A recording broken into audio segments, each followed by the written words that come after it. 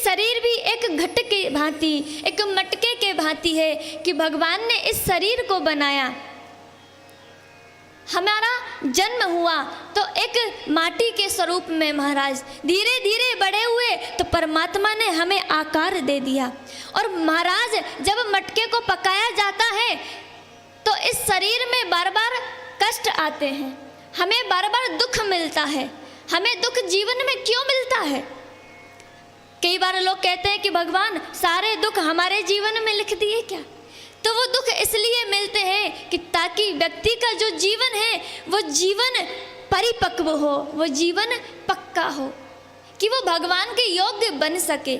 मटके को पकाकर महाराज उसमें जल ठंडा हो सके, इसलिए उसे पकाया जाता है। दे दे कर भगवान इसलिए मजबूत बनाते हैं कि इसका शरीर मजबूत हो जाए और ये भगवान के चरणों की सेवा करने के योग्य बन जाए। और अंत में जिस प्रकार मटके का अंत, माटी का अंत माटी में मिलकर के हो जाता है, उसी प्रकार इस घट का, इस शरीर का अंत महाराज एक दिन जीवन से, इस शरीर से श्वास निकल जाती है और श्वास निकलने के बाद आग में जलाकर इस माटी को भी माटी में मिलना पड़ता है। इसलिए इस शरीर को घट कहा गया है। इसलिए क्या कि जीवन में कभी अहम मत करो। जब कुम्हार मटका बनाता है, माटी रोंदता है तो माटी कहे कुम्हार से, तू क्यों रोंधे मोए, एक दिन ऐसा आएगा मैं रोंदूंगी तो। इसलिए जीवन में कभी अभिमान मत करो, हमेशा छोटा बनकर के रहो और छोटा बनकर हमेशा सेवा भाव बनकर सेवा करते रहो। जीवन को भगवान के चरणों में लगाते रहो।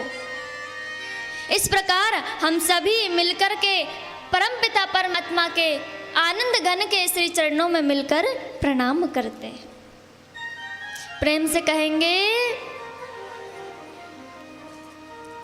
लेकिन महाराज कई लोग कहते हैं कि श्रीमद् भागवत महापुराण में श्री राधा रानी का वर्णन नहीं आता, लेकिन जो आपने श्लोक सुना, श्री कृष्णाय वयम नमः,